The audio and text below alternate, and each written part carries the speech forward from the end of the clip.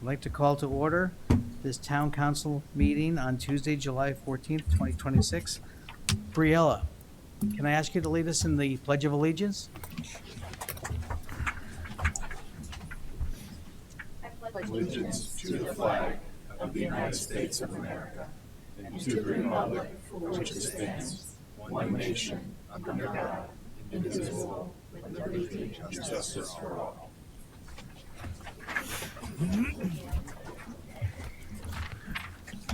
Thank you very much.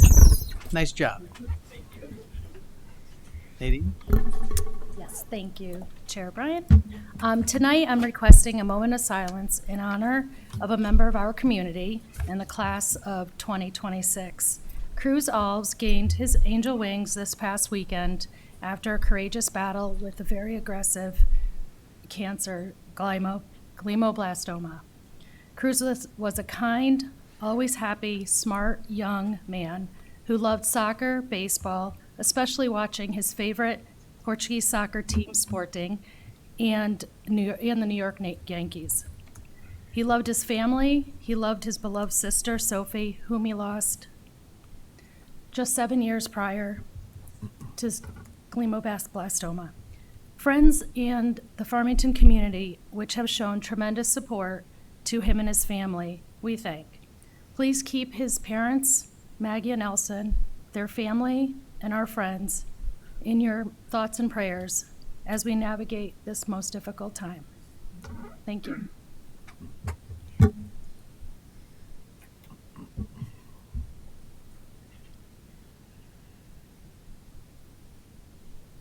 Thank you very much, everybody.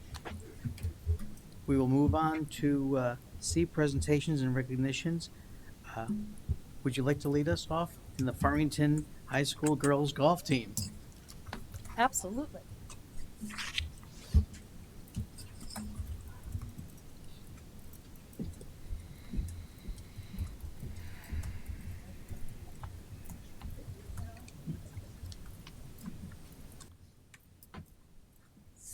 So with sadness, it comes very happy times. Congratulations, Farmington High School girls golf team. I have to say, I'm in a golf league on Tuesdays, but this is more important, so I'm here with you today.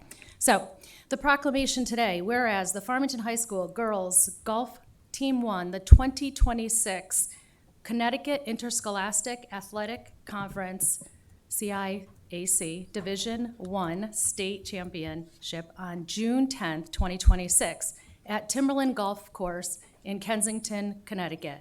And whereas the Riverhawks earned the second CIAC State Championship in program history and the first state championship since 2010, finishing with a team score of 356 to defeat runner-up Darien High School by 3 strokes. And whereas throughout the season, the student athletes demonstrated exceptional skill, dedication, perseverance, sportsmanship, and teamwork, culminating in one of the most successful seasons in the history of Farmington High School girls golf program. And whereas under the leadership of head coach Zach Martin and assistant coaches Caitlin McIntyre and Sarah Daggett, the team represented Farmington High School and the town of Farmington with pride, determination, and excellence. Whereas the championship team members included freshmen Reese Bishop and Avery Esposito, sophomore Elise Mazaranis, juniors Abby Esposito and Alina Zafaras, and senior Briella Rich, each of whom made valuable contributions to the team's championship season. And whereas the team's outstanding performance included remarkable individual achievements, with Elise Mazaranis placing 5th with a score of 85, Abby Esposito tying for 7th with a score of 88, and Eleni Zafaras tying for 10th with a score of 90, giving Farmington 3 golfers who finished strong, the top 10 competitors in the Division I state championships. And whereas this championship reflects the dedication, discipline, teamwork, and competitive spirit exemplified by the student athletes and coaching staff throughout the 2026 season. Now, therefore, be it resolved that the Farmington Town Council, in the recognition of the outstanding accomplishment of the Farmington High School girls golf team in winning the 2026 CIAC Division I State Championship, hereby proclaims today, July 14th, 2026, as Farmington High School Girls Golf Team Day in the town of Farmington, dated the 14th day of July 2026 at Farmington, Connecticut, signed by Farmington Town Council Chair Brian F.X. Conley. Congratulations.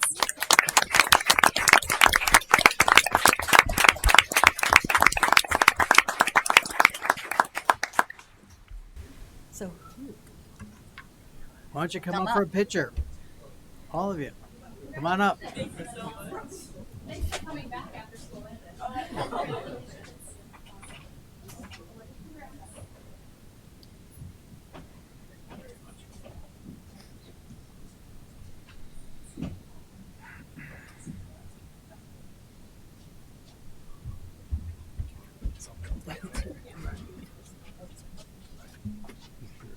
Excellent.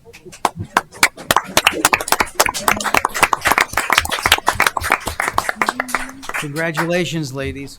Nicely done. All right, we have a second proclamation that we're going to do something a little different tonight because this is something for all of us. This is a resolution for July 4th, 2026, celebrating America's 250th anniversary and reaffirming the constitutional principles that are the foundation of our republic. Whereas on Independence Day, the town of Farmington proudly, the people of the town of Farmington proudly join communities across our nation in celebrating the 250th anniversary of the Declaration of Independence and the enduring ideals of liberty, democracy, and self-government upon which the United States was founded on. And whereas Farmington has played an important role in our nation's history, from its early colonial settlement and contributions during the American Revolution to generations of residents who have served our country in times of war and peace, strengthened our civic institutions, and helped build a vibrant and welcoming community. And whereas Connecticut, proudly known as the Constitution State, is home to one of the world's oldest written constitutions, whose principles helped inspire the United States Constitution of 1787 and continue to influence democratic government throughout the world. And Whereas the United States Constitution established a system of representative government founded upon the rule of law, the separation of powers, checks and balances, and the protection of individual rights and liberties. And whereas each member of the Farmington Town Council takes an oath to support and defend the Constitution of the United States and the Constitution of the State of Connecticut, and is committed to serving the people of Farmington with integrity, accountability, and the respect for the rule of law. And whereas America's strength has always been found not only in its founding documents, but also in the character of its citizens and communities, whose commitment to service, civic engagement, volunteerism, and mutual respect continues to sustain our democracy. Now, therefore, be it resolved that the Farmington Town Council reaffirms its unwavering support for the Constitution of the United States and the Constitution of the State of Connecticut, and the enduring principles of representative democracy, the rule of law, the separation of powers, checks and balances, federalism, and the protections of individual rights.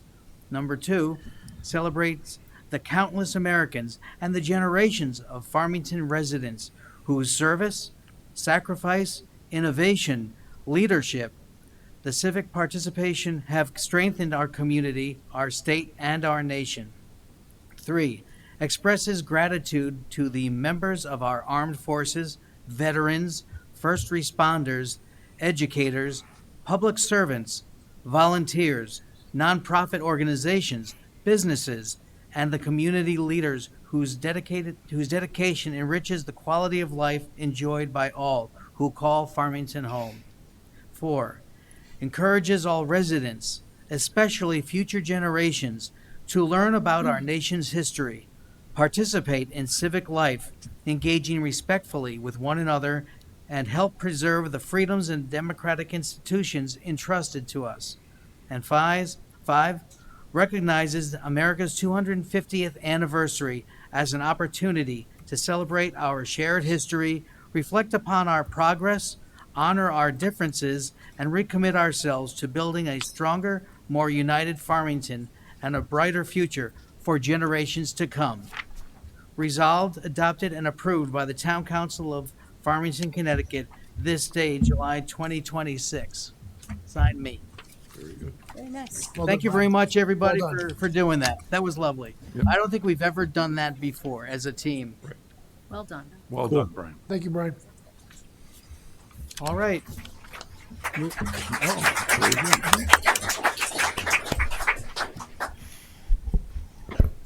Okay, D, public hearing.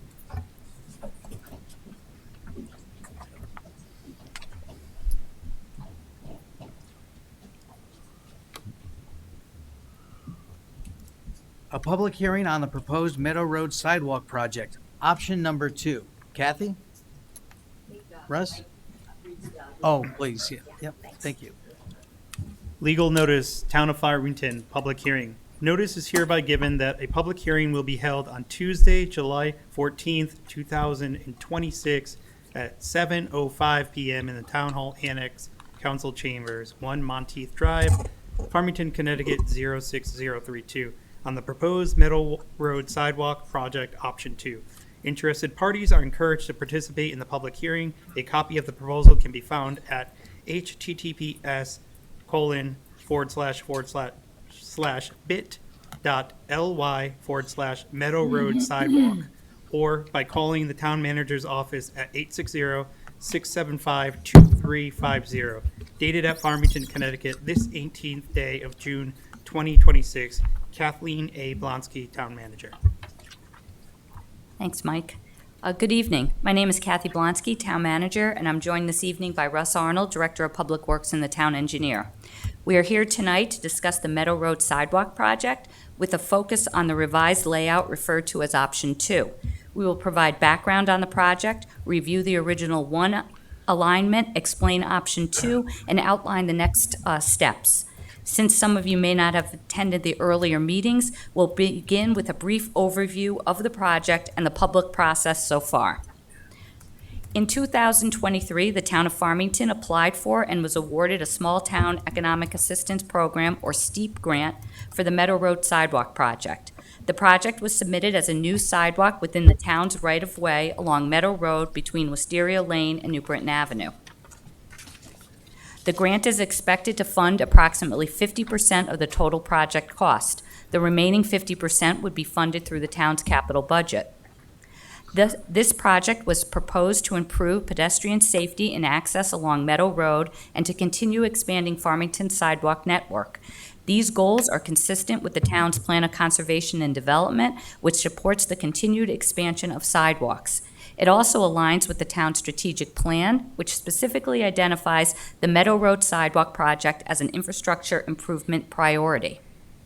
There have been several public meetings and council discussions regarding this project. On April 28th, the town held a public hearing on the original alignment known as Option 1. Following that hearing and council deliberations, the council requested that staff review an alternative. On May 26th, the council reached consensus to proceed with the next steps for Option 2. On June 9th, the council selected tonight's public hearing for formal consideration of this revised alignment. Project objectives. Since starting this process, the Meadow Road Sidewalk project has been guided by 6 objectives: enhancing pedestrian safety and access, strengthening community connectivity, supporting the local economy, minimizing financial impacts to residents, complying with the town sidewalk ordinance, and complying with all applicable town requirements. These objectives have remained consistent as the town has evaluated the different alignment options. With those overall objectives in mind, we will now take a closer look at how each applies to the proposed Meadow Road Sidewalk project. This project would provide a safe and accessible means of transportation for residents and connect approximately 165 homes to a sidewalk network along Meadow Road. These homes include the neighborhoods of Wisteria Lane, Portage Crossing, Wakeful Lane, Judson Lane, Summersby Way, Wyndham Lane, Carriage Drive, Rocky Ridge Lane, White Circle, and Trotter's Glen. The sidewalk will strengthen the connections between neighborhoods and key community assets, including Westwood's Upper Elementary School and the Farmington Canal Heritage Trail. This project will also enhance access to local businesses. Connections between the new sidewalk and the Rails to Trails network improve access to destinations such as the Hine Farm on Meadow Road and businesses in Unionville Center. The town has taken several steps to minimize impact on residents. It is recommended that the abutting property owners will not be assessed for the cost of construction. However, consistent with town ordinance, property owners will be responsible for snow removal, ongoing maintenance, and associated liability related to the sidewalk. Additionally, the STEEP grant will cover 50% of the project cost, reducing the financial impact on taxpayers. The project follows the requirements outlined in Section 169-32 of the Farmington Town Code. Under this ordinance, the town manager determines the need for the sidewalk and whether it provides a substantial benefit to the town. The process includes preparing a map, notifying property owners by certified mail, holding a public hearing, and presenting the proposal to the town council for consideration. The project is also subject to review and approval by town boards and commissions. It has been presented to the Inland Wetlands Commission and the Town Planning and Zoning Commission, with approvals incorporated into the overall project process. Based on these objectives, the project provides a direct and substantial benefit to the town and residents by improving access to schools, trails, and local businesses. It is consistent with the town's long-term strategic goals and has been designed to minimize financial impact on residents. The estimated project cost is $1,034,382. This includes $500,000 in STEEP grant funding and $534,832 from town capital funds. It is recommended that no property assessments be placed on the benefiting properties due to the overall public benefit of the project. The design of this project reflects a balance of several factors, including the overall project budget, the location of town-owned properties, and the existing topography. Additionally, design decisions that were incorporated into the project include utilizing the town's right-of-way and ensuring that all elements meet or exceed ADA requirements. The town has evaluated this project in its entirety to balance competing priorities. Option 1 was the original alignment presented at the April 28th public hearing. It proposed a sidewalk extending from Wisteria Lane to New Britain Avenue, with the entire sidewalk located on the south side of Meadow Road. Following the public comment and council discussion, the council asked staff to evaluate an alternative alignment that could continue to meet the project's goal while responding to concerns raised during the process. Option 2 is the revised alignment.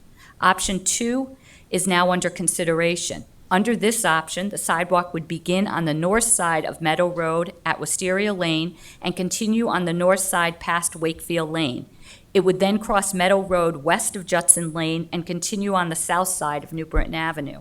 This change in alignment is the principal difference between Option 1 and Option 2.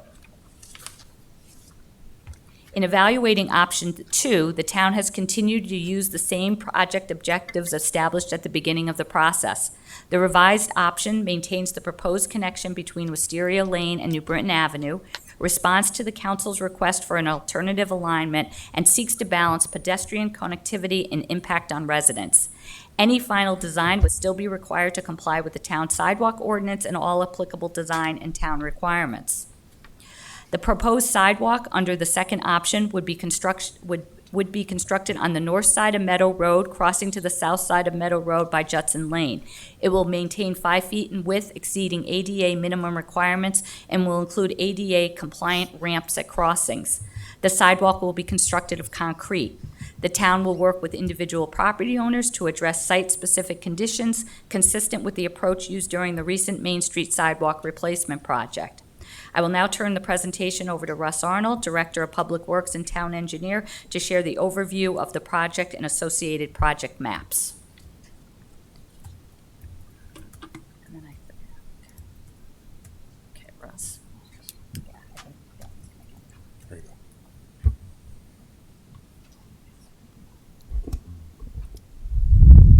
We got it? We're good? All right, good evening. All right. Oops. Is that me, Dev? Yes. All right. So here we are at Meadow Road in Wisteria, and we're heading eastbound. So the sidewalk, there's already a sidewalk here on Wisteria, as you see. It'll be the new sidewalk. The proposed sidewalk is on the west side of Meadow Road. We'll have a couple tree removals. Grade is relatively flat. Continue down. Front of the bushes, across the driveways, front of the pole. Tree removal right there. Some bushes and trees. And we approach Portage Crossing. And we'll have a crosswalk. There'll be ADA ramps at this intersection here. We'll improve them. There's, as we come up, I'll turn. You can see there's no ADA ramp right here. It's an existing blacktop ramp. So we'll make those improvements to make sure that it all meets ADA requirements with the tactile warning strips. Proceeding to Wakefield. We'll have a crosswalk here, crossing here, across Wakefield, ADA ramps, and here's where we'll have our first crosswalk across Meadow Road, excuse me. I'm on Meadow Lane incorrectly. And proceeding to Judson Lane. And here we are at the intersection of Judson Lane. We'll have a painted crosswalk here as well with ADA ramps. Now we'll be on the south side of Meadow Road. I think I said west side before. I was incorrect on that. Through here, we're on the right-hand side as we're heading down. Front of the trees. Front of the fence. Or at Summersby, there'll be a crosswalk there. To adjoin the sidewalk, we'll make an extension. You come back here a little bit, you'll see the sidewalk here on Summersby. It ends up here in the lane. Excuse me, we'll continue the sidewalk down, relocate the signs, put the crosswalk in, ADA ramp here. In front of the pole, we'll have the crosswalk here and get back over so residents can get back over to the sidewalk on Meadow. We'll be in front of the plantings. Trees will come down. We've talked with the property owner. Coming through here by the barn. Here we are at here we coming. We're still on the right side. The truck is following us the whole lane. And here we are at Trotters and coming up to Apple Tree. And eventually making our way to the trail, which is right here. And that's our ride.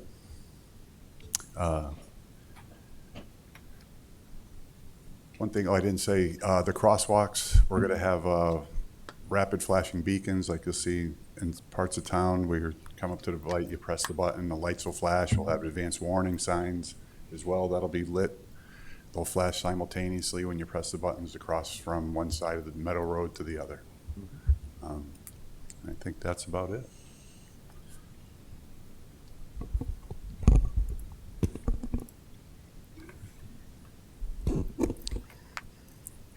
If approved, the anticipated timeline is as follows. Final design would be completed in the fall of 2026. The bid process would occur in the fall of 2026, and construction would span from the spring of 2027 to the fall of 2027. In conclusion, the immediate next step is to hear from the public this evening. Following the public comment, the town council will determine how it wishes to proceed. If option 2 is approved, the project would move into the next phases of design and coordination with continued communication to the affected residents as the project advances. Thank you for your attention and participation. At this time, we'll open the public hearing for public comments regarding option 2 of the Meadow Road Sidewalk project. Thank you. Thank you, Kathy. Thank you, Russ. We're now at the public comment on this particular issue alone, correct, Kathy? Yes. Yes. So if you have any comments, we will have 2 public times for public comment. This is only and specifically for the Meadow Road project. So if you'd like to talk about that, you're more than welcome to come up. Everybody would come up, give your name and address. You have 5 minutes to share your thoughts, and you're welcome to come up.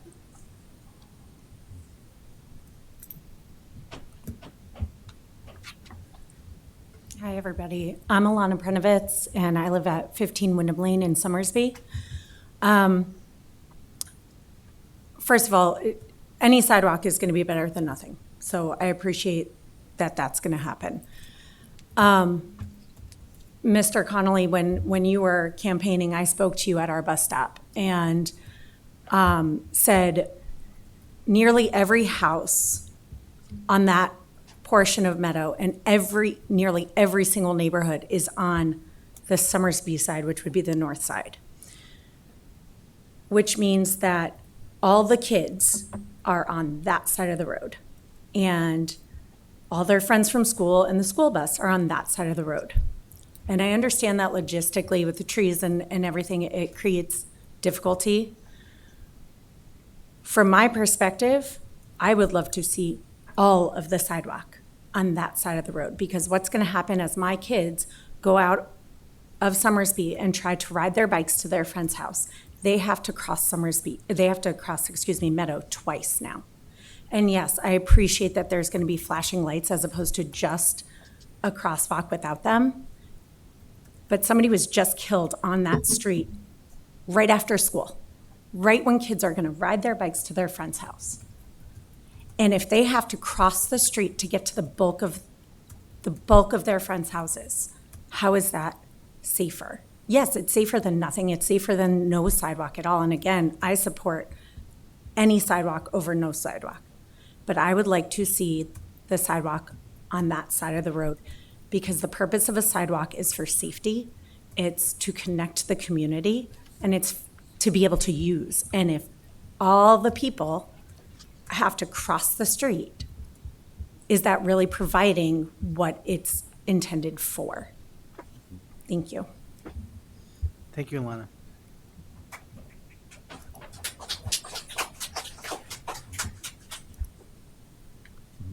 Anybody else?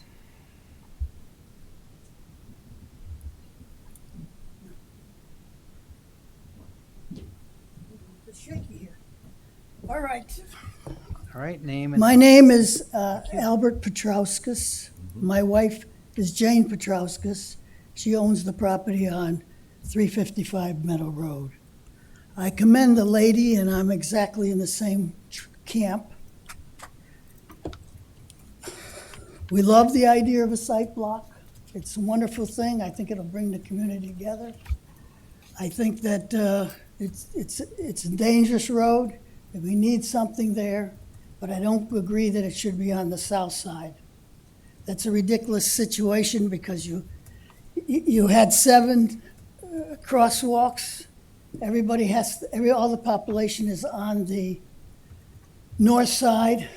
You have hardly nobody on the south side. Why would you want to have it on the south side? I've walked that particular property, and I see no reason why you wouldn't do that. I know that the engineer said that there was a problem. There was some, I think he called it high banks, but I walked it and I noticed that all the high banks are way down beyond White Circle. So I do realize that you wouldn't be able to go all the way, but you certainly could go to White Circle. And White Circle is just a little past Heinz Farm. So this is a perfect situation. You go all the way on the north side, get to white circle. You can come back a little bit, then cross the road at Heinz Farm. People can go right into the farm. And then you go all the rest of the way on the south side. It's just a natural thing. I don't know why you didn't think of it. And also, I think that, this would reduce I think right now you have 6 crossings. And why would you do that? You don't need any crossings by doing it this way. That's the ones that you don't need. I mean, if you need, you're obviously going to need a crossing at Judson Lane. You're actually going to need a crossing probably, obviously, when you make that transition to the south at Heinz Farm. And then probably you'll need another crossing at the end. I believe that's Trotter's Glen, where you enter into the pathways for the trails. But as far as I can see, we shouldn't do this unless we figure that out. That's all I have to say. All right, thank you, Albert.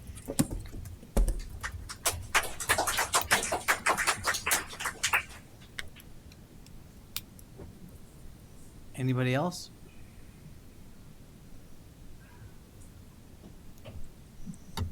Hey, Paul. Paul Krell, I'm over there on the other side, sort of near my father's house, which was right across from Portage Crossing. So I have property on both sides. I'm really going to address something which you don't have to deal with tonight, but I think you should re-examine regardless of how this plays out. When the sidewalk committee was doing this last year, I attended a meeting. One of the things that came up was the issue of clearing everything. And at that meeting, it kind of was one of two choices. There's the rules that are in place, and there's the possibility of have all sidewalks cleared, which obviously as soon as you say, let's have a tax increase, that's the kiss of death. So the expectation is that that's not going to happen. And I raised the possibility of the third thing. Now, I was told that the last time a large sidewalk to this was put in was 20 or 30 years ago. Now, I don't know if that was Judson Lane or what lane it was. But my daughter did some research, and I mentioned it to some of you, and I think she might have even sent some stuff to you, which is the fact that you're connecting into the school there, and you're handling Judson Lane, you could actually tie it into that sidewalk also. Now, there's people who say, well, administratively, you don't want to have a situation where everybody says, I want my sidewalk done from there on forward. Well, it depends on if you treat this as unique, which one has been put in 20 years. And I think that would be one possibility to revisit that. Another thing is, and my brother had mentioned this at some point, my brother is Mark Krell. He has the Blueberry Barn there. And that is, you could, and I'm not up on the detail, but if you go down in the flats, there's a sidewalk there. It's considered a rail trail. Not the rail trail, but it's considered some type of unique trail which isn't cleared in the wintertime. Maybe you might want to look at that possibility. I'm not going to address the issue. I'm happy with where it's going right now, but that's me. I think there's some logic to what they're saying, and what I've just said, you don't have to deal with tonight. But I really think, regardless of where the sidewalk's put, you should create a third category. Anything that falls into this situation should be considered for clearance, the sidewalk. And I think that I realize bureaucracy. I worked in bureaucracy for 34 years for the state of Connecticut, so I know how that works. But I also know that there's flexibilities that can come about, legitimate flexibilities, that you can still have your bureaucracy, but have the third option. Anyway, my comments. Thank you, Paul.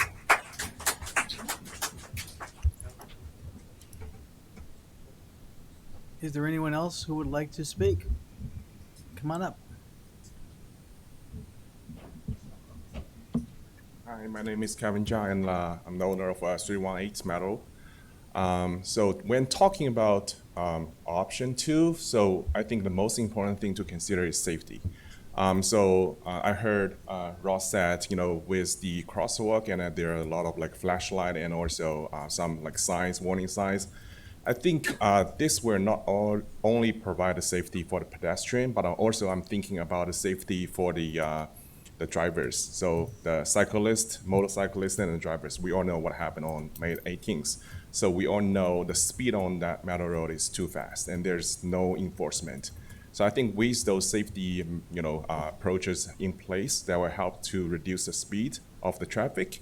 Of course, if everyone's on the north side, for pedestrians, those are safe, maybe. But still, traffic is super fast if there's no crosswalk, and people are driving like crazy, right? So this can cause other kind of like dangerous situations for a lot of people. So I think with those crosswalks, that can help to, provide more safety for, everyone. Second thing I think worth to consider is cost. I don't have numbers, but I think council need to consider with both options, which costs more. So we need to like keep that in budget, not to create a lot of burdens to the resident in the town, overall. So I think that was considered as well. Thank you. Thank you, Kevin.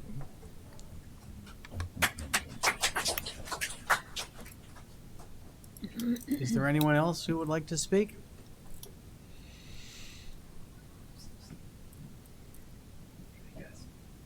Hi. Good evening. My name's Kyle Haythorne. I live at First name is what? Kyle. Kyle. Yeah. I live at 282 Meadow Road, so on the north side, doesn't go all the way. I was here last time, spoke in favor of it. I'm still very much in favor of this sidewalk. It's a public benefit. It connects us to the rail trail. We've got a ton of communities, families, myself included, with 2 young children. That's a missing link between Westwoods and the rail trail that's really important. You guys have already explained all the benefits in the presentation, so I don't need to reiterate that. However, it goes tonight in terms of making a decision. I hope that we can come to a conclusion in support of it. The sidewalk is a benefit, and it's really important that we have that on this road. So I just wanted to come up here since I came tonight and just give my support for the project as a resident who expects to be here for a long time. Thank you. Thank you, Kyle.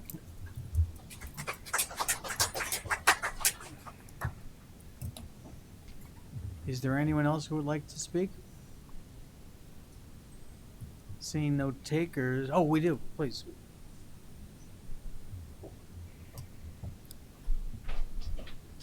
Good evening, everyone. My name is Enamil Hoke. Name is 390 Enamil. Enamil, thank you. Gotcha. Enam is easier, so 397 Meadow Road. Obviously, south side, the sidewalk is in the opposite, and I appreciate the safety concern. But I do think, for the greater benefit, it's because of most of the residents are actually on the other side, even though it's opposite of my house. I am in support of the option 2, obviously. And also, as I go there, my daughter graduated from Westwoods, but that's a very much trafficked lane, that Justin Lane for the kids. They usually bike there, and especially in the evening. But the concern on my side is that since they travel actually through there, and especially the community on Judson Lane and behind the Westwoods, again, the support for this, and we should come to a conclusion.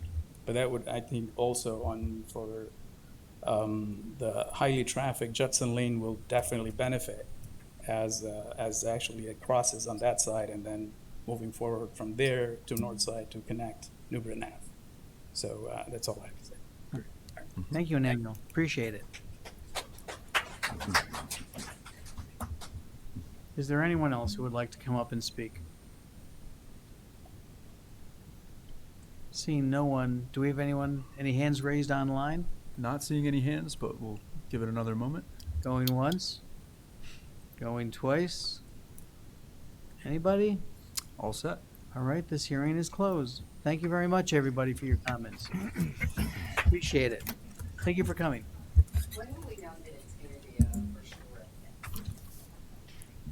Well, we're gonna be talking about Maybe it tonight. Tonight. For sure, but, Possibly. yeah.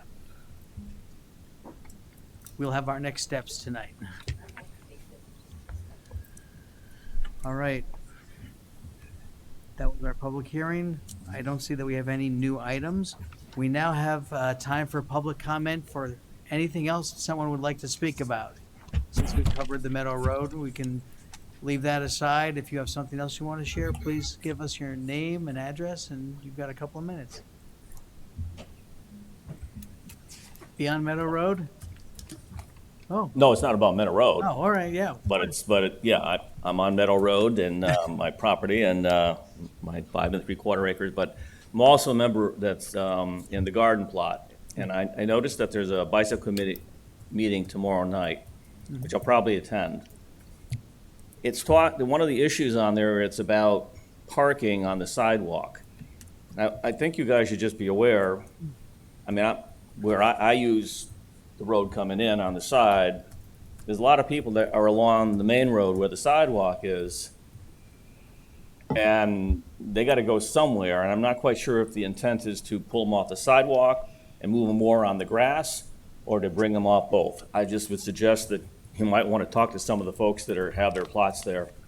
I know I have one of my friends there. I don't know what they'd be doing if you put signs up and said you can't park there at all.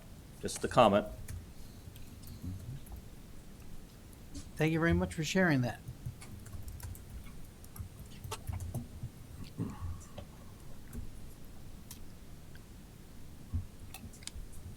Is there anyone else in chambers who would like to make a comment about anything on their mind? Is there anyone online? There is, yes. All right, awesome. Corey Buck. Corey.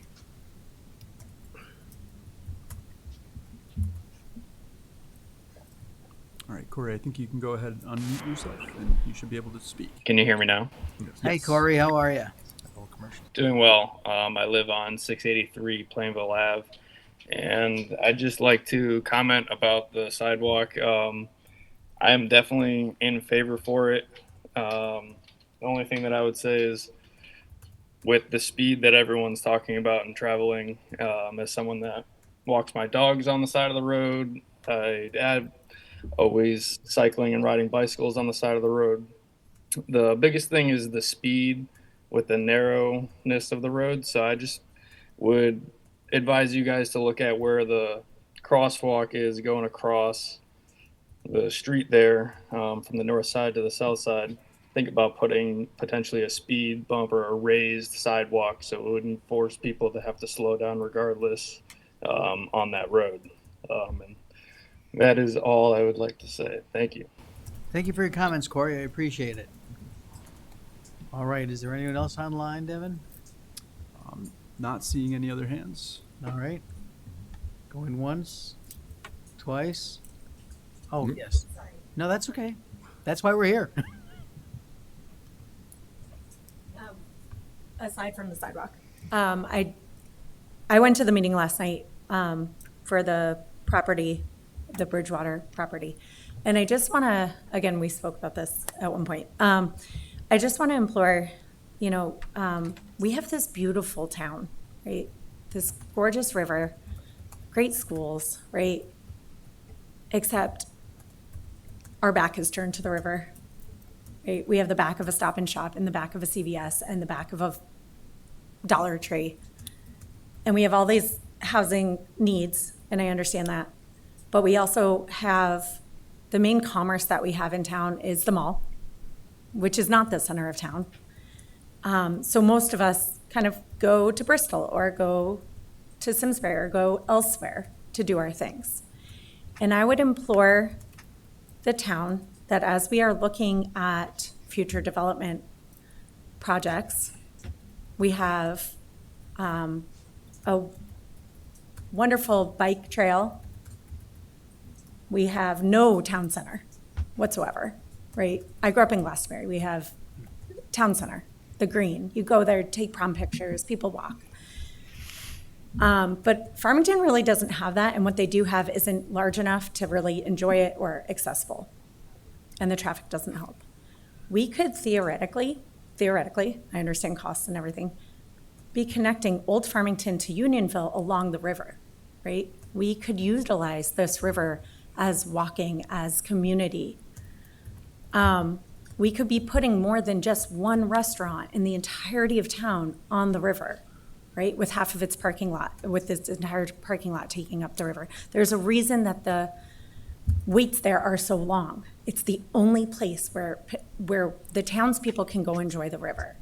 And in a safe, for the environment and, way, of course, I would implore that as we are considering future development, we consider not turning our back to the river anymore and facing the river, using the river, putting in shops, putting in something besides apartments and overcrowded housing spaces for the people who already live here, the traffic that's already here to use. If you go on Talk of Farmington, if you go on Farmington CT Moms, any of these Facebook pages, the people want to see the river. They want to be able to have something to do in town. They don't want to leave town. And the parents want playgrounds and community. Bring that to the river. I said, I grew up in Glastonbury. The riverfront there used to be old water towers, rusty water towers, also a flood zone. And they turned it into a senior center, a boathouse, which has brought in tremendous revenue because they also use it for events, a playground, sports fields. And it's wonderful. We go to Glastonbury just to go there. I'd love to be able to do that in our own town, our beautiful town. We have neighboring towns that, we compete with real estate wise, right? What do we have? We have history and we have education. So do they. We have beauty and a river. So do they. We also have Route 4 traffic that they don't have. So we have the proximity to the highway that they don't have. Great. But everything else equal. But they have parks and they have accessibility and they have commerce and they have beautiful shopping centers that don't take away from the integrity of the town. And I just really wish that our town had that accessible to it. Thank you. Thank you, Ilana. Is there anyone else who would like to speak on any subject? Yes? Oh, we have students from the Farmington High School's law class. They took a photo as proof that they were here, so they were wondering if the photo once you're done wrapping up. You got 5 minutes to do it right now. That's your 5 minutes. Come on up.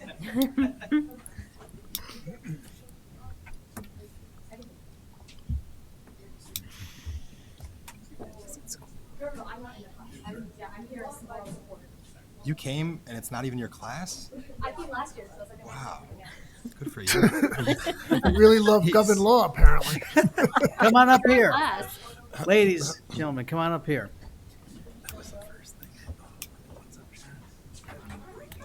There you go. There you go. Perfect.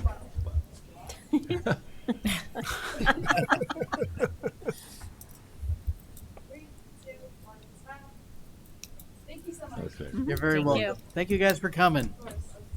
What'd you think? Apparently, it's not that bad if you keep coming back. That's good to see. Thank you very much for coming. No one else online? No one else in chambers? I'm going to close All set. public comment. Let's move on to item G, the reading of the minutes. I make a motion to approve the June 9th, 2026 regular town council meeting minutes. Second. Any discussion? All in favor? Aye. Okay. We are unanimous. Yeah, Yes. unanimous. I make a motion to approve the June 23rd, 2026 regular town council meeting minutes. Second. Any further discussion? All right, all in favor? Aye. Aye. Approved unanimously. Thank you very much. Item H, report of the town manager. Kathy. Thank you. Thought we'd first talk about the townwide survey, our Goal 14 update. As the council is aware, one of the priorities identified in the town council strategic plan is to conduct a townwide survey to ensure the strategic plan reflects the vision of Farmington residents and business in the community. Our intent was to begin the process in September. Following discussions with the town planner regarding the upcoming update to the Plan of Conservation and Development, the POCD, I believe that there is a significant opportunity to coordinate these efforts. The POCD update includes a comprehensive community engagement process centered around townwide survey, stakeholder focus groups, and community workshops. Because both the POCD and the strategic plan are guiding documents for the town, there's a substantial overlap in the information needed to update each document. Rather than conducting two separate townwide surveys, I recommend combining the survey efforts into a single comprehensive community engagement process. This approach offers several advantages. First, conducting two surveys with similar subject matter within a short time frame could create confusion and survey fatigue among residents. Second, it's more efficient use of town resources by avoiding the expense of and duplicating similar work. Finally, by coordinating our outreach efforts, we can maximize community participation while providing the town council with a valuable input earlier than would have been possible through a separate strategic plan survey. The information collected through this comprehensive engagement process will serve as the foundation for updating both the Plan of Conservation and Development and the town's council strategic plan, ensuring each document reflects current community priorities while establishing a shared vision for Farmington's future. So right now, the selection committee for the POCD has completed interviews with several qualified consulting firms and has developed a short list of finalists. I'm recommending that the town council hold a special town council meeting on July 28th or another date to be determined to approve the consultant and have preliminary discussions on the process. I look forward to discussing this tonight. And so what is happening is that the selection committee for the POCD has two people that they're the two top finalists.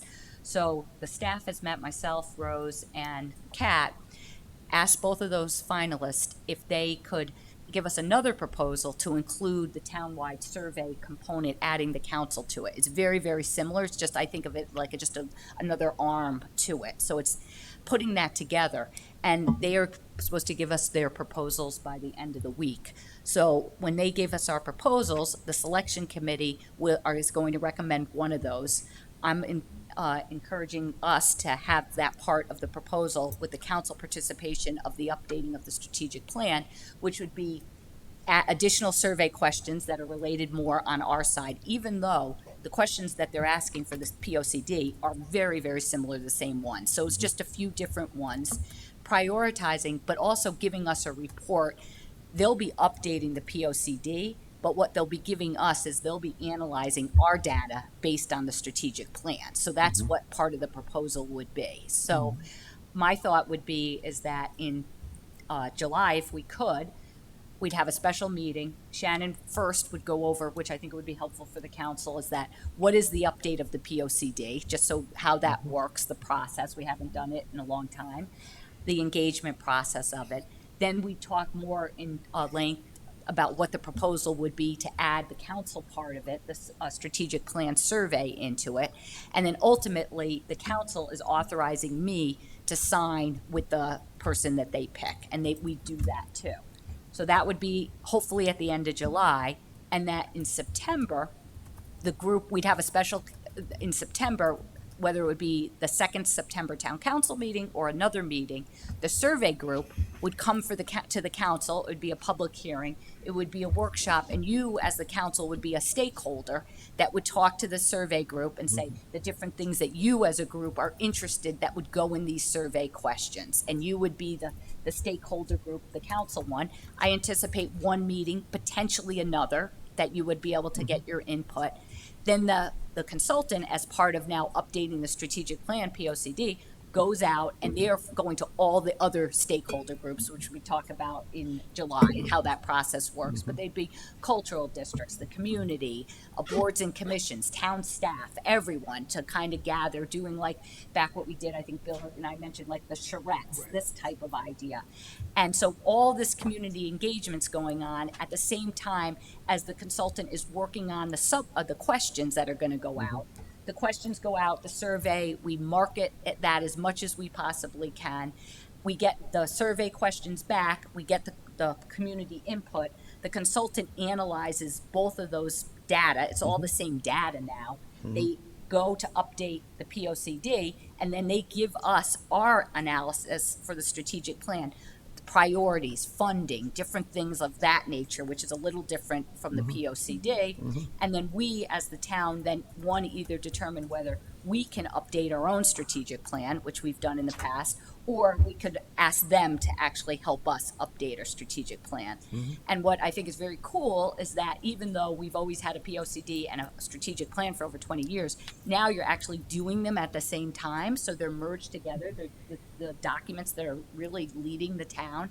And that each of the groups, one of the things that I thought would be helpful, and this is again for discussion, I think in July, but just to throw it out there, is that typically when we've had townwide surveys, we've done two of them over the last 20 years, we've set up a committee, which is that with different people, the different stakeholder groups. It would take a lot more time, and that's one of the things that we were thinking about. But what I was thinking now is that what I'm calling somewhat like an oversight group, and that it would be, I'm just throwing it out there, 2 town council members, 2 TPZ members, and 1 Board of Education member. So that when, after the survey questions are complete, like that, the recommendation, the council would be, again, would be a stakeholder group, but your 2 members would be part of this oversight group. There would be a meeting with the consultant, and this oversight group with the staff would go through and kind of put their blessing on the questions. Because before in the past, we've had a committee that kind of has put the blessing. It's really just to make sure that the group, the oversight group, feels that there was the community engagement. You went out and got, these are the questions that are going to be asked. So they would be, you guys would maybe potentially in July kind of appoint this oversight group, which wouldn't be involved until later in the process. But that's something to talk about at the July meeting, but just throwing it out there, because that would be the only thing that I would see that would be a little bit different, is that typically we'd have a committee that kind of was I call it like an oversight group. And so I think that you probably should have something like that. That would be my recommendation. So I think it's kind of a cool opportunity. The timing is really good. And we haven't done a survey in a long time, and the POCD, and they kind of go together. So that's what my recommendation would be. And later on, I have an action item to set up a meeting, and I just picked a Tuesday at the end of July. So to get into their process quickly. So that was that. Does anyone have comments on that? And then I just have I do have a comment. I just want to say, in light of the comments we've received tonight, Alana, I'm sorry, I don't remember your last name. But in terms of what folks want in town, I think a survey like this is going to be incredibly helpful for figuring out whether or not the residents have overall a willingness to pay for these types of services, because it comes from, some of this would require a tax increase. And I really, really like the idea of combining them for reasons you said. You get survey fatigue, and we might just have a better ability to get more input overall. And I just think, Kathy, this is a phenomenal idea. So I want to say thank you for moving it through. Anything else? No, I would just echo what Patty said. I mean, I think you're leveraging the opportunity of both these things right now because they're parallel, and I think it makes complete sense. And if we can make that community engagement and the stakeholder engagement, a real effort of those stakeholders to participate, and a consultant can pull that together, it's gonna put us in a better position.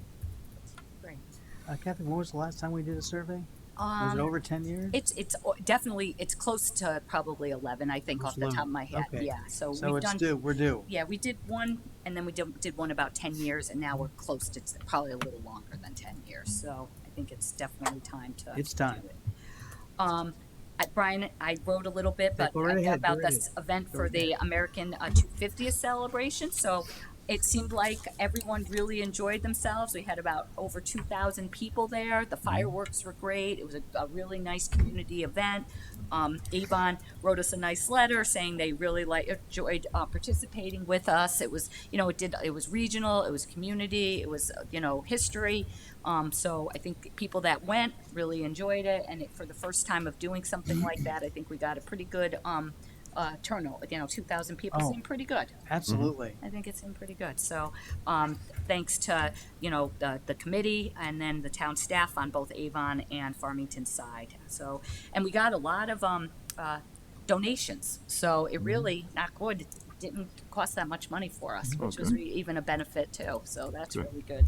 And I heard that the nonprofits that were there got a lot of comments, got a lot of people to sign up who want to engage with them, and I think that's really the best part of a community event, bringing in more community people who haven't really dipped their toe in that water, and they're doing that now, and that's a lovely thing. Yeah, so I thought that was great. And then just a little thing about the Juvenile Review Board Award. So it's a group that not a lot of people know about, but it does important work, and I just thought it was great that they got the award, and that if you saw the picture, just again, our comfort dog is right there. Nash is part of the team. So I thought that was it. And that's all I have for the town manager's report. Thank you very much. All good stuff. I make a motion to accept the report of the town manager. Second. Any discussion? All in favor? Aye. Unanimously approved. We have no unfinished business this evening. New business, J. Patty? I make a motion to approve the attached resolution regarding optional additional early voting locations. Second. So presently, the town of Farmington operates one early voting location. Approval of the attached resolution will satisfy the new state law requiring municipalities of populations of 20,000 or more to determine whether or not to have an additional early voting location. And will adhere to the registrars. So we are recommending not to have an additional one, and that's what the registrars want, and that's what our resolution says. Mm-hmm. Very good. Any further discussion? I think this is a great way to move forward. To have one location, get it done, it saves the town money, it has us centrally located to take care of business, and I think this is a lovely resolution, a lovely solution. So, all those in favor of the motion is noted? Aye. Aye. Opposed? Passes unanimously. Thank you very much, everybody. Okay, our next item? I make a motion to ratify the tentative agreement between the town of Farmington and Farmington school nurses. Second. Any discussion? So you see the nurses' contract and the summary overview. This is the Board of Education and the Farmington nurses reached a 3-year contract agreement. You see the salary changes, the insurance changes, and other agreements. We do have Beth from the Board of Education here if of staff to answer any questions that the council may have. All right, any discussion? I would like to ask a little bit of background. I mean, we have 9 bullet points here, so I would like to understand why the step adjustments are increasing, especially if we're breaching the inflationary level at 3% in 28, 29. Can we speak to that, please?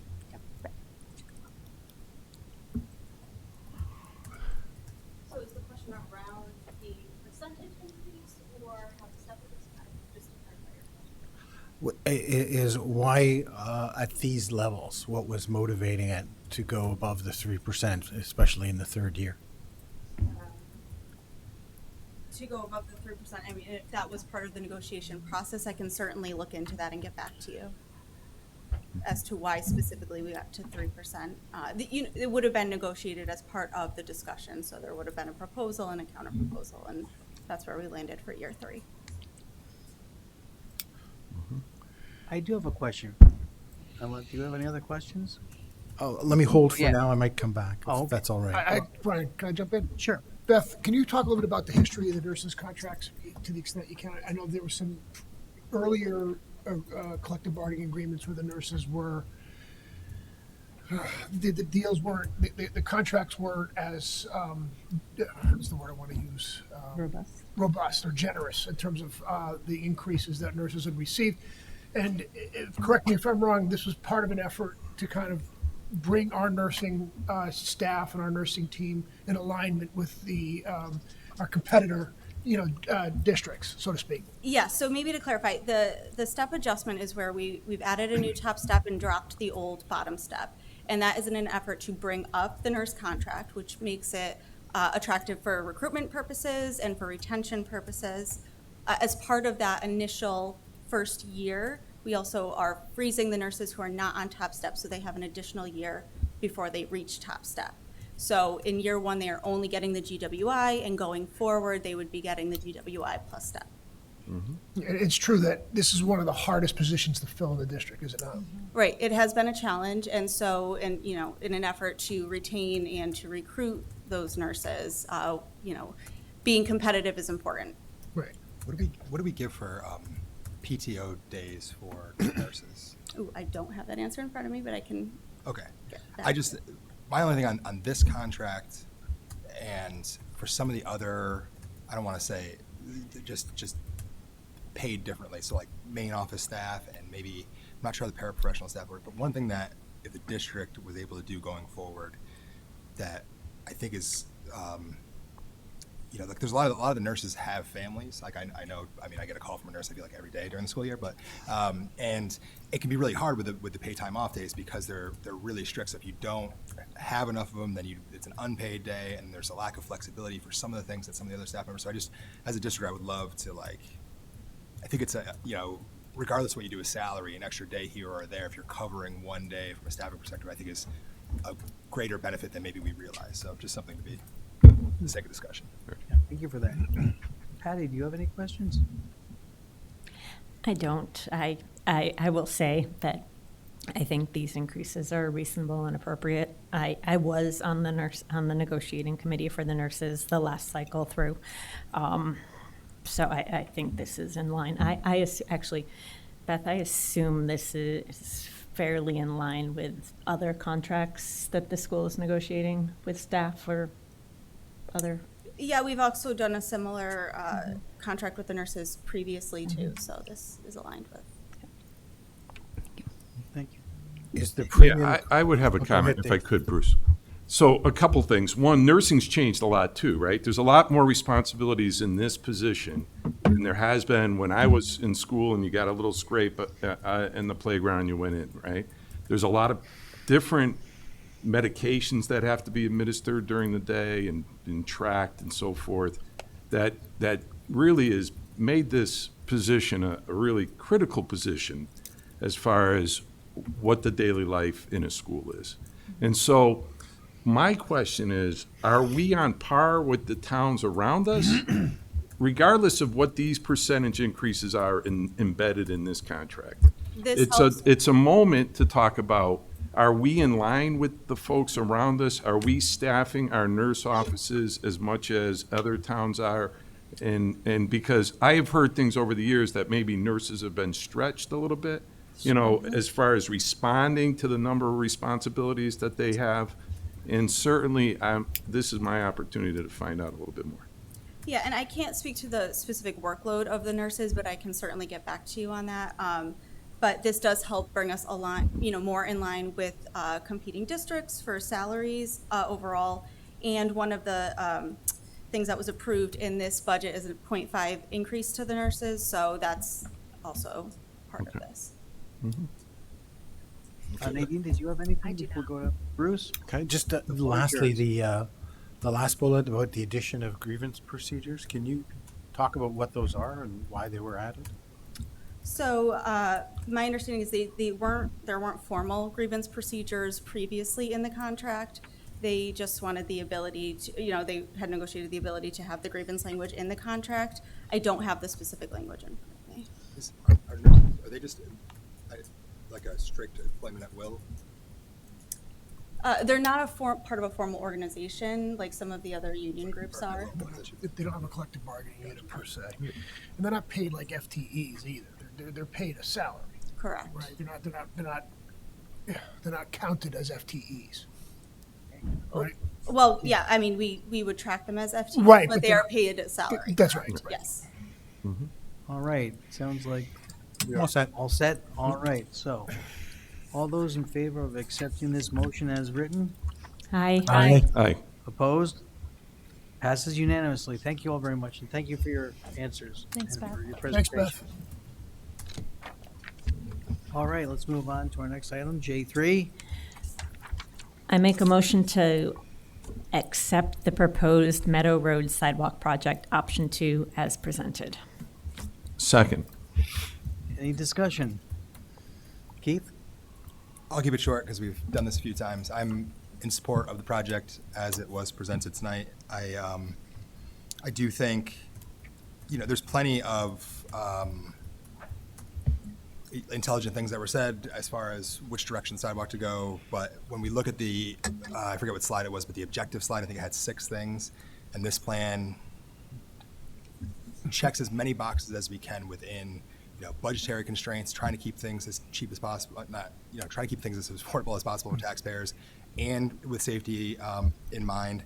I fully understand the position of not wanting the kids to go back and forth, but on the south side, there's got to be at least 20 houses on Trotter's Glen, so I don't know that there's a perfect side to pick if you're not doing both sides. I also think that there's going to be a lot of kids coming off of Westwoods, and if it wasn't, every kid would have to then cross the street to then connect to that part. I think there's an argument for either side, but I think given that we did, this was the second proposal we got. We saw one, we asked for it to be rewritten. We all liked it when we saw it the first time. It's the most cost-effective, puts the sidewalk up, and connects Meadow Road to rails to trails for everyone. And so couldn't be more in support. And I just would mention, for the sake of it, for anybody, that all the maintenance part of it is, number one, not something we take lightly. I understand that it would, if you don't want this sidewalk and you're getting it put in your, it's not a decision that any of us take lightly. But the potential for what happens with maintenance or anything the sidewalks down the road would be something that would be discussed separately from this. So as far as this project as presented, I'm in favor. Thank you.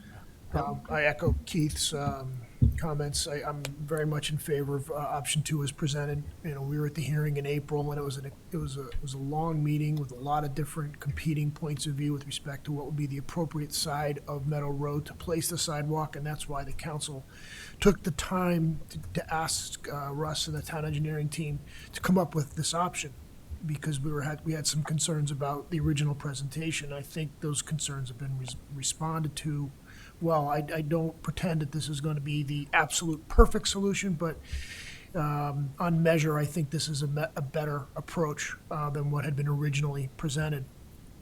I'm mindful of the crossings, but as the comments made earlier, I think this will actually have an opportunity to serve as a calming effect to some extent, hopefully, given the fact that there's going to be certain safety mechanisms put in around the crosswalks that will impact traffic as it goes down Meadow Road. So yeah, I'm in favor of this project. I want to commend Russ and Kathy for being patient with us as we kind of navigated through this, because there was some legitimate concerns raised at the April meeting, and I'm glad that we took the time to do it, because I feel a lot more comfortable tonight voting for this than I would have had we not gone through this process. Thanks, Bill. Patty? I'm not going to restate what Bill and Keith said. I agree.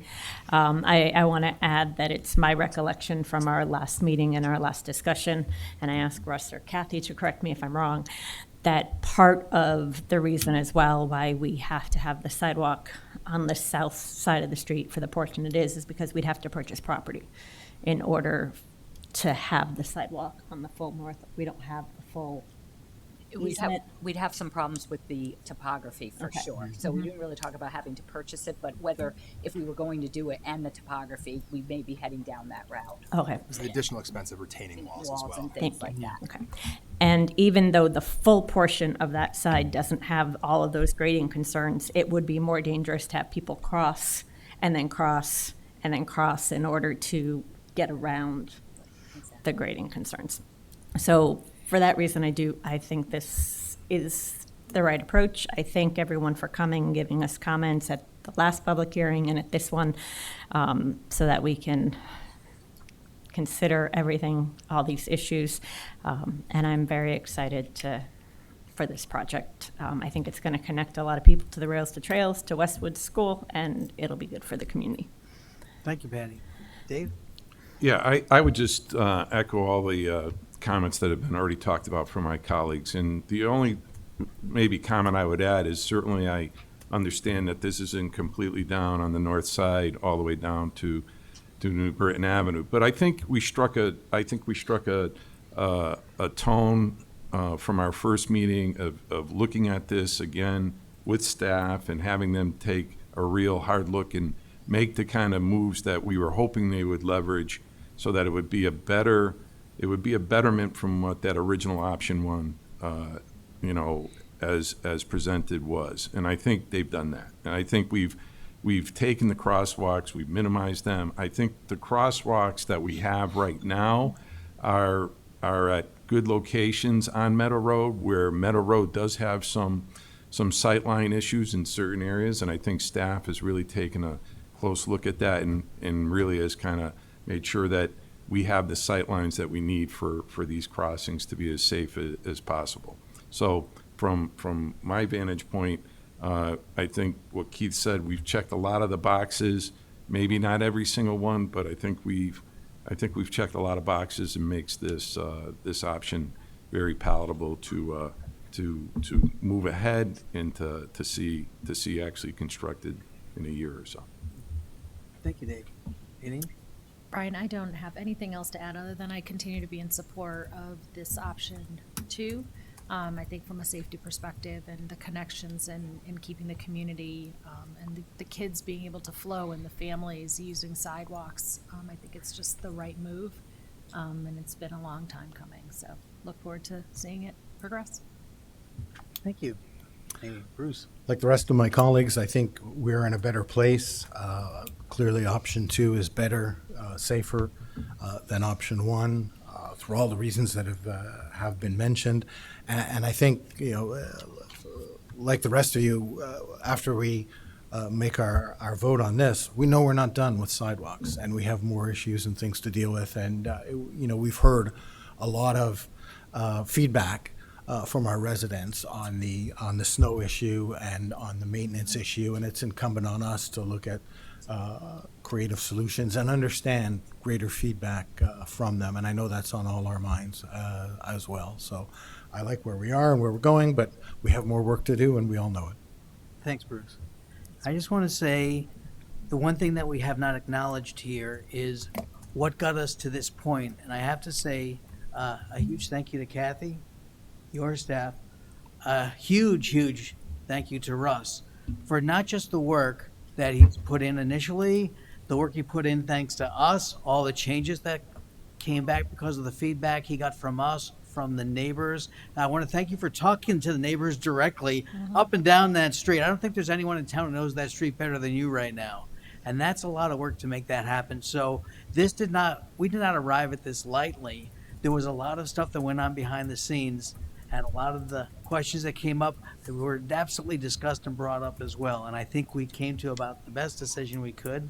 So I'd like to ask for a vote on the motion in front of us. Aye. Aye. Aye. All opposed? Passes unanimously. Thank you all. Thank you. Brian, can I just ask a question? Do we have to go back to TPZ because we changed from the last proposal? I don't think so. Okay, thank you. This was it. All right, let's move on to J4 then. I make a motion to accept a donation in the amount of $40,000 from the Tungus Hose Volunteer Fire Department for the purpose of purchasing a gator. Second. So this is a grant that the police department applied for, and we received it through the Tinty Foundation, and this is to do a replacement gator at Tunxus Hose. And so this would be used for emergency response. It's a gator, but it has also, what makes it a little bit more expensive is that you can put a stretcher on the back, so that, and it also can carry water too. So like when you're going down, if you have to do a rescue near the river or something like that, they use the gator to do that. So we thank the foundation and the $40,000 grant. So I think that's great for us. Kathy, should the motion be from the Tinty Foundation, or is it from the?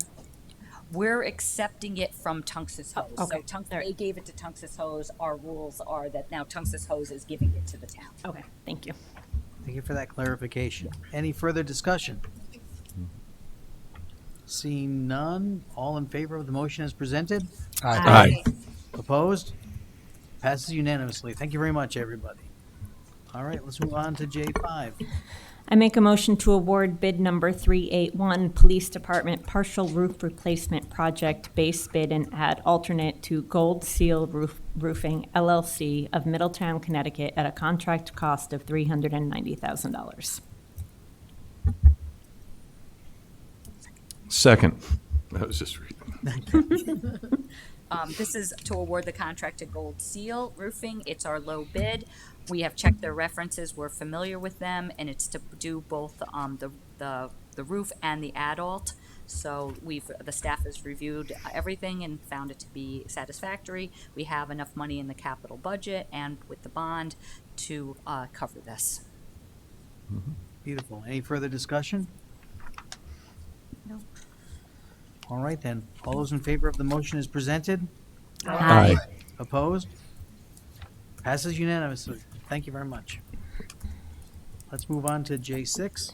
I make a motion to award contracts to Morton Salt, Inc. of Chicago, Illinois, for the purchase of treated road salt at a purchase price of $102.51 per ton, and for the purchase of untreated road salt at a purchase price of $88.51 per ton for the upcoming 2026-2027 winter season.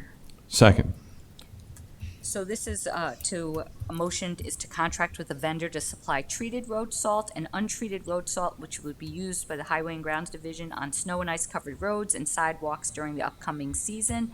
It's estimated the town will use 2,000 tons of treated road salt and 750 tons of untreated salt during the 26-27 winter season, and funds are available through the Highway and Grounds. This was purchased under the Capital Region Purchasing Cooperative Bid 795, and as some of you probably have heard from us talking over the last couple of years, we've have had a shortage of salt, so it has been an issue, especially the treated salt. This last year, it seemed that the state of Connecticut picked up quite a bit of it, and that it's kind of become almost a monopoly of how to get salt. And it's hopefully that's, we try to fill our barn with the salt so that we have it, and so if we don't use it, it lasts a season or whatever this is. So this is through the CROG bid, and if you have any questions, I have Russ here to answer anything about salt. Thank you. And discussion?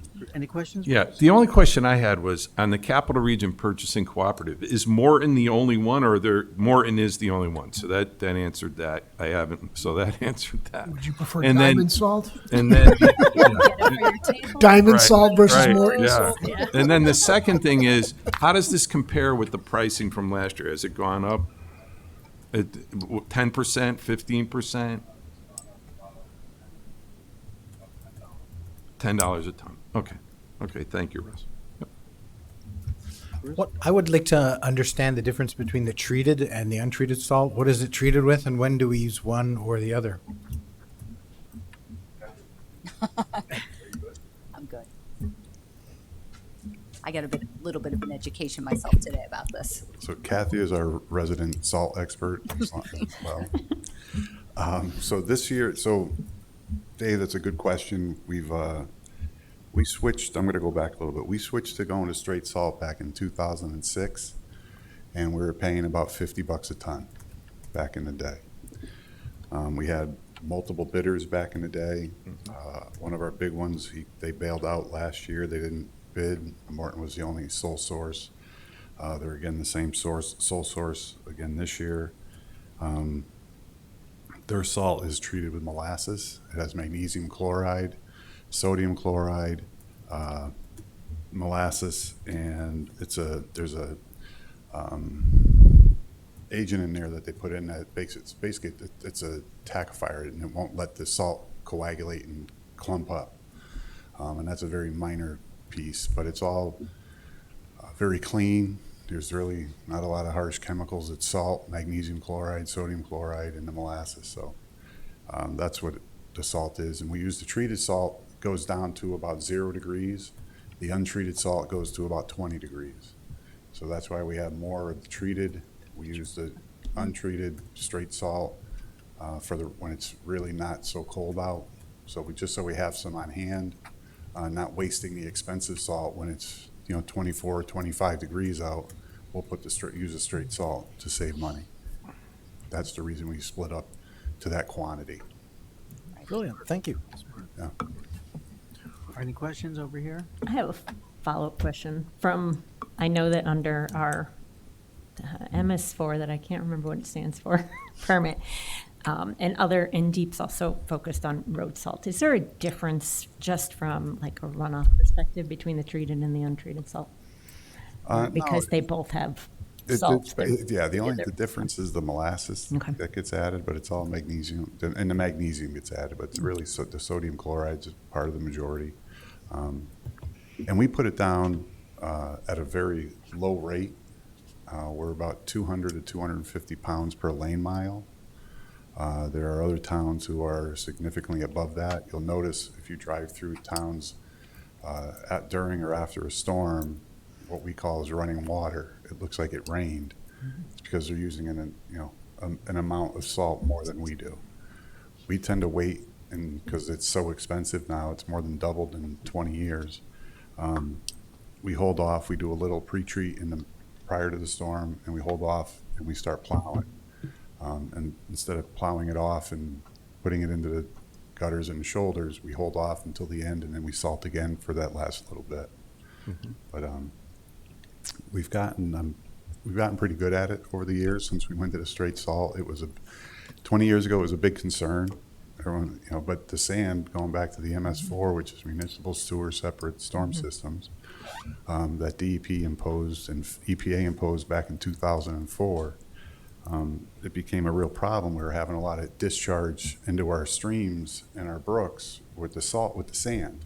We would get that big delta right at the outfalls, and we'd have to go and clean them all out, excavate them out. Sometimes we'd have guys with bucket, do a bucket brigade because we just couldn't get to it with a machine without causing a big disturbance. So that was one of the main reasons we switched to the straight salt, to eliminate that sand plume getting distributed through the brooks and streams. And the salt dissipates. We've tested the salt years ago, the water in the basins years ago. The salt dissipates very quickly. So it's not like you're taking Bill's diamond salt and dumping it in the brook, right? Immediately it dissipates and it gets reduced in the volume from the storm. So the impact on the environment is a lot less than what I would think of the sand. Thank you. One of the things, Russ, right, because we have gotten good of not wasting our salt, but it really became like desperate. We were glad we were good at it last year, because people really were in bad situations about the salt, and we were just like, again. Well, listen, we had a few sleepless nights. Yeah. Because you don't know what's going to happen, right? And the temperature. And the temperature of the storm, right? What's going to happen, and but we are pretty stingy with our salt, but we do a good job with it. And what's even better is our guys have bought into it. When we first started, it was a big process for some of the older guys to be like, "Oh, this isn't going to work." It is, but we got around, and everyone came around, and it works. It works very well. And now, isn't it the salt that we have the new trucks that they don't dump salt like when you're stopped? Correct. Yeah. So one of the things that we have is that when you stop, it used to be that the salt would still come out, and now the salt stops. Correct. On the new technology. Correct. Great. There won't be a salting on roadways. Sorry. She drives a good truck too, Any other questions? If not, all those in favor of the motion as presented? Aye. Aye. Opposed? Passes unanimously. Thanks, everybody. All right, let's do item J7, please. I make a motion to schedule a special town council meeting on July 28th, 2026 at 7 p.m. in the Town Hall Annex council chambers. Second. So as outlined, what we talked about at the manager's report, I'm recommending have a special meeting, one, to discuss combining the survey, which we talked about, receive an overview from Shannon on the POCD process, and 3, authorizing me to sign a contract. And then I'd like to add a number 4 to that, which you don't have to change the motion. I think, because it's later on in the agenda, but the technology committee, I think, is going to be ready to give their report. And so we can add that into that meeting too. Excellent. Looking forward to that. Yep. That's All it right. for me. Any discussion? The only discussion I would have, it's not really a discussion, but for the first time, well, not the first time, but my first term, I was always barking about second meetings. And I think this is a great topic for us to be able to dive into in a detailed way for a second meeting in July. It's somewhat, it's July, it's vacation season, but to hit the ground running for the fall, I think what you've outlined here is really critical and important to take up. Excellent. Couldn't agree more. Any other discussion? All those in favor of getting together in 2 weeks? Aye. Aye. Opposed? J7 passes unanimously. Thanks, everybody. All right, let's do item J8. I make a motion to approve the property tax refunds shown below. Second. Any discussion? All in favor? Aye. Opposed? Passes unanimously. Thank you. All right. K1, do we have some appointments? We do not, I don't know. I think we're clear. Okay, no appointments? Okay, just double checking, making sure we're all set. Let's move on to L, our executive session. I make a motion to enter executive session for the purpose of discussing personnel matters, specifically the town clerk's annual review, performance review. Second. Any discussion? All right, let's move on. All in favor? Aye. Aye. All right, we will return.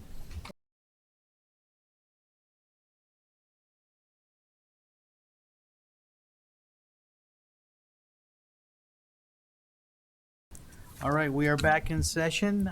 We are moving on to item M, committee reports. 1928 building?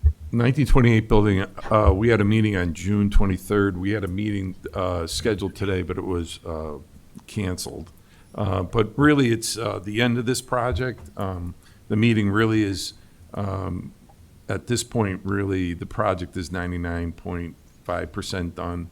There's punch list items, there's some purchase orders that need to take place, just to kind of finish the project. And so that's really the status of the project that we have before us right now.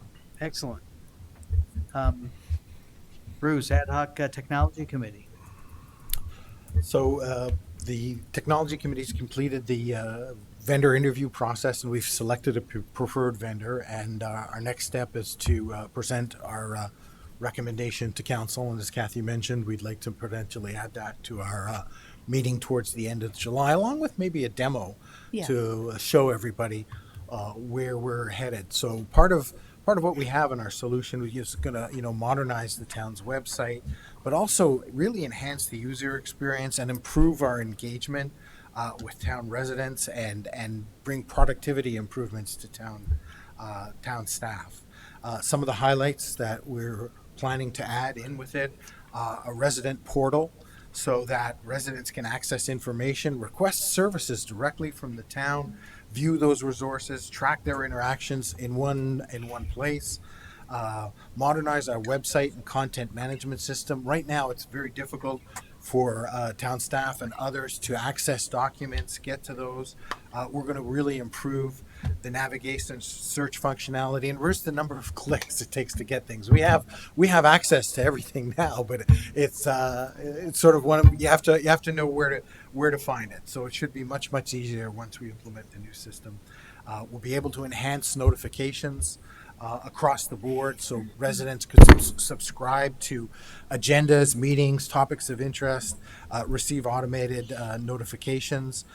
We want to do compliance for the things that we're supposed to do for technology things, so document accessibility standards, which, we got to get all our PDFs and other things converted into an acceptable, accessible format. We're looking at automated tools to do that. We'll have language capability, 250 languages as part of that comes with it. An AI chatbot that's going to be the center of how things are accessed. And that's not going to be an AI chatbot that brings in things that are out in the big bad world. We will constrain that down to what Farmington wants people to access. So it's going to avoid what they call hallucinations from that perspective. And couple in a 311 system, which is an engagement tool for residents to report directly. So we're very excited about the potential that we have here, and look forward to sharing more with everybody at our next meeting. So I just wanted to give a little taste of where we're Right headed. now, I can't wait to see this. Thanks, Bruce. Board of Education, Bill? No report. They don't meet again until September. All right, wonderful. Patty, Conservation Inland Wetlands? The big news is, as everyone here knows, is that Noble Gas withdrew their application for the project on Finman Road. Otherwise, the past couple meetings have been routine applications, sheds, in-ground pool. Winding Trails has an application for repaving of their parking lots and some realignment of the road. And then there's a proposal, one house, it had an accessory dwelling unit, which was recently went through the town plan, the zoning ordinances, but they have a septic system update. And then there's a cease and desist that's been persisting on their agenda for a while at 114 West Avon Road. And at the last meeting, their architect presented with the changes that they're proposing, and it looks like the commission will hopefully be approving that plan at one of the next couple meetings. That's what it sounded like. And assuming they do, then that cease and desist would be considered closed. So that's a good outcome for some work that had been, for property owners who moved in a year ago and were actually trying to improve the environment. But of course, they were in a wetland and had to follow certain rules. So now they're working through that process with the town. All right, thank you, Patty. Economic Development, Dave? We had our last meeting, and at our last meeting, we discussed the Connecticut Main Street Annual Town Assessment. The assessment finds strengths and weaknesses, identifies opportunities for improvement within a town center. Prior to Connecticut Main Street developing a formal assessment, Carl Rosa and Rose Ponte toured both Unionville and Farmington Center and formally discussed the various strengths and weaknesses of each one. Connecticut Main Street has formalized the process for each of their member towns, but because we're in these cultural districts right now and we're just kind of getting that together, we're waiting till the fall to have our next meeting with Carl Rosa from Connecticut Main Street to be able to pull some synergies together and have a report that would look at Unionville and Farmington and just leverage our culture district. Excellent. Yep. All right, thanks, Dave. Farmington High School Building Committee. Committee still meets, the finance subcommittee continues to meet on at least a weekly basis or so. They're still trying to close out quite a few change orders and things of that nature. Their work's taking a little longer than they anticipated, but they do anticipate coming to the end of their process in September. As I understand it, what they would like to do is present to the Board of Education the completed high school project in September. And at that point, after that's done, they are going to come to the council, and I think that'll be an opportunity for us to recognize the work that Meg and her committee has done to bring in a project on time and on budget, under budget. So yeah, we have a lot to do with them in September and October, and at that point, it is anticipated we'll have to have a conversation. I'm not sure how we'll put it on the agenda, Kath, about to the extent there's any money that has been unencumbered, any money that was not otherwise encumbered, that nevertheless is still available to the town. What are we going to do with that with respect to the track and field? So that'll come out in the fall. Awesome. Thanks, Bill. Dave, Fire Station Building Committee. Fire Station Building Committee, we have our first meeting this coming Friday, July 17th, 9 a.m. And obviously, from the work that the council had in June, we have a full committee, and this will be our first meeting. Excellent. How about Town Planning and Zoning? Bruce? So for the record, early this morning, about 12:30 a.m., the Planning and Zoning Commission ultimately accepted the negative referral that was provided and voted no on the 4 amendments related to the enclave housing development. I'd like to commend the Planning and Zoning Commission. I think our team did a wonderful job on a very difficult day, asked a lot of great questions, and really came through for Farmington. The other thing that is incredibly noteworthy about that meeting was the level of public participation was unheard of. I understand we had over 200 people online. This room was full to the brim, the pavilion was full, and there was a huge amount of public speakers. Wonderful to see that level of public engagement. And then, we need to look forward as to what will happen with that property down the road. But for now, there is no further progress on the enclave developments. That's really the most important thing. All right, thanks very much, Bruce. Brian, can I ask Bruce, what was your just anecdotal opinion on the percentage of public opinion for or against the project? So in terms of public speakers, Yes. there was only one person that spoke in support of the project, and he did state that he wasn't truly in support of the project. He was just fearful if we turned it down, we might get subject to an 830G development that we didn't want. There were a number of letters of support. I would guess of the overall 40 letters, maybe 10 were in support, and the rest were in opposition. Maybe there were more than 40, but it was on that order of magnitude. None of the people who wrote support letters came to the presentation or spoke. So in person, overwhelmingly negative feedback for the proposal. Incredibly overwhelming. That's like 50 to 1, something in that order. All right. Any others? Thank you. Are there any other reports? If not, I'll move on to the chair report. I'll make it brief because we've been here a while. Just want to say that over the past few weeks, we've seen what makes Farmington such a special community. Whether we're celebrating the country's 250th anniversary or supporting our volunteer firefighters at the Unionville Carnival, or sharing ideas and comments at town council meetings or town planning and zoning meetings, as we've just heard, talking about issues that concern us and our residents showing up, and that's really wonderful. We're celebrating also, we're celebrating, we're supporting, we're speaking out, we're being heard, and actively participating in the future of our town. That kind of engagement makes Farmington stronger, and that is wonderful to see. To build on that momentum, be on the lookout for our upcoming townwide community survey, which we've been talking about this evening as well, and we'll start looking at in the next couple of weeks. We're working on it now, and it will give every resident an opportunity to tell us what they would like to see in Farmington's future.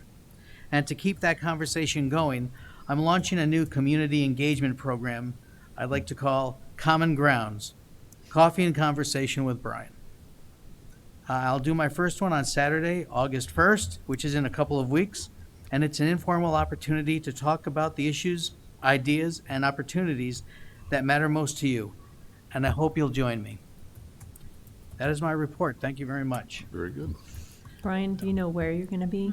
Yes, I do. We're going to be at Rebel Dog in Farmington. And what time? I'm looking at 9 to 10. Okay. But I will stay as long as you want to talk. Okay. They serve lunch, Brian. Oh, so I guess you'll be joining me. Cocktails next door. All right. Could I have a motion for I adjournment? make a motion to adjourn the July 14th town council meeting. Second. All in favor? Aye. Aye. No opposed. Thank you for everything tonight, guys. Thank you. Have a great evening.